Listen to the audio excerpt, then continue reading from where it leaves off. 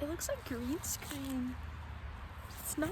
Can't you see I'm trying? I don't even like. Today is the 1-year anniversary of mine and my cohorts landing in Zambia. I'm super happy to have reached this milestone. Not because I'm wishing the years away, but in fact the opposite. I am sitting here having lived in Zambia for 365 days now, and I'm very content and excited to announce that I want to keep going. Of course. And even if I didn't want to, the kind of person I am, not a quitter. I would keep at it. It can be so tough and challenging, and there's so much that I miss and actively miss out on from not being back home in the States.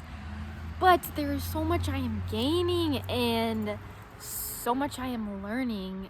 And that's not to say there aren't moments that I'm sad, moments that I feel alone, but they're worth it. Something that God has really taught me as I've been here in Zambia is that He loves me. And it's not that I didn't know it to be true before, but being here in Zambia,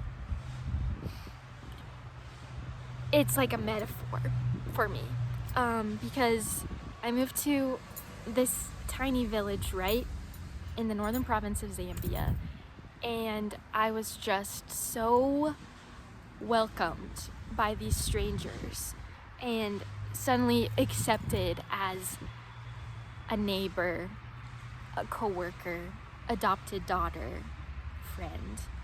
And before I even set foot in one of their homes, before I ever set foot in a classroom, before I ever did them a favor, let them borrow something, so on and so on, they loved me.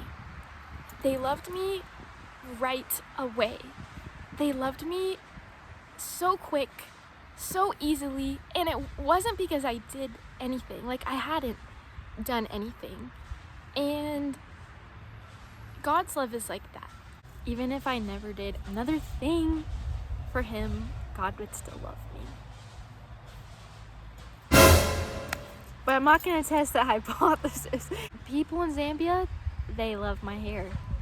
They do. And of course it's so funny because I am just surrounded by just the most gorgeous woman with amazing hair, and then they will turn the compliments right around and give them to me. And I've never thought of my skin tone as something lovely or my hair as something worth fawning over, but the way that they see me, it makes me see myself in a new light, and it makes me want to see myself the way that God sees me, and that's been really special too. And not just with the Zambians, also my friends here, my fellow volunteers. Oh my word, they're just amazing people, truly amazing. And a good amount of them I really want to be best friends with forever. Like, if I have kids, I want them to know them. I want my kids to get married and all that jazz. I hope they're okay with that. I want us all to buy a really big house somewhere in the States and live together. I need to work on pitching that. Something else very exciting about being here for 1 year is I'm sticking it to the man. Not that I'm doing this to spite anyone or prove anyone wrong, but there were some Peace Corps dissenters, like me specifically, during the Peace Corps, and they all meant well, I want to believe. But to quote a few, my dad, he was always saying, "You're my little Abby. How are you going to live in Africa, in the bush? You're my little Abby." And like, I'm sure plenty of short women have done the Peace Corps. But he cares, and he was worried. My nanny, Mac, she said, "You're my little princess. Like, how are you gonna live in these conditions?" Like, I just am. And one time I worked at a school for 1 year in the States before coming to be a teacher here. I heard two of my ninth graders, they were washing their hands and I was in the stall. And I had just told them that I was leaving the school and joining the Peace Corps and such. And one of them, she's like, "There's no way she's gonna make it there. Like, do you see the clothes she wears?" Like, just for some reason, my appearance does not garner trust in people in my abilities to survive these conditions. And I always knew that was baloney. Like, I believe in myself. I know what I'm capable of and that I'm tough and resilient and strong. And I think those people, they maybe knew that too, but it's no joke, the conditions here. Like, it's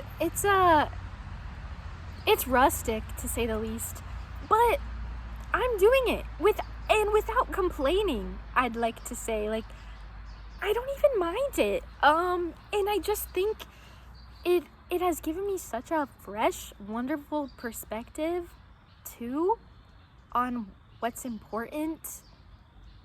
And I just hope when I get back to the States also, I can not continue, because I don't think I did this. I can start calling out just the bogus attitudes of so many Americans. So many people, they're like, "I don't know how you're gonna move to Zambia. Like, I couldn't survive without AC." AC? That is what you're stuck. Oh my gosh. And you know what? I would laugh and I'd be like, God's gonna give me the strength.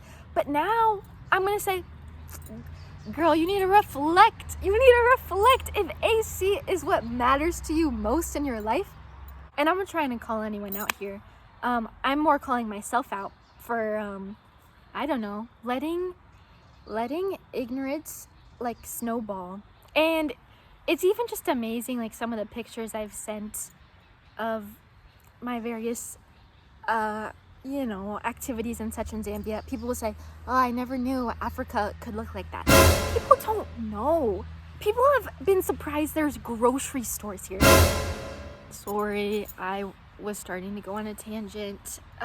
There's a lot more I could say and want to say about Zambia, but I've only lived here a year, and there's still so much to learn and surprises to be had. So maybe in my 2-year anniversary video, I'll give a more in-depth Zambia review and reflection. Other side of the coin. So I've surprised people back home and proved to them I could do it, but I always knew I could. But there is an aspect of living here that I have proved to myself, and that's language learning. I have absolutely always admired people that can speak multiple languages. I'm not supposed to be envious, but I'm envious of my friends whose parents are from different countries, and so they just get to know other languages because their parents taught them. Like, gosh, my mom's from the wrong side of Canada. But and I took French for a few years, but I didn't lock in. And I just kind of always said, I'm bad at languages. But guys, I kind of know Bemba. I'm no Bemba expert, but I know more, and I'm able to do more with Bemba than I ever thought was possible for myself. And it's so fun and awesome and exciting, and it's hard. Like, my brain feels so tired after a Bemba lesson, but it's such a good tired, and I'm so thankful for my brain to be stretched that way. And it's so humbling too, because my job here is ESL, right? I'm teaching English as a foreign language to these kiddos. I get to be put in my students' shoes and also learn a different language, and it just creates even more grace and even more empathy for them, because I know how it feels to be confused and exhausted. I hope that I just keep learning Bemba. I wish I could speak Bemba everywhere. I love Bemba. I wish we all knew Bemba. Let's all learn Bemba, okay? Okay, well, I've talked a long time, so we're gonna call it quits. But I love you. Miss you. Talk later.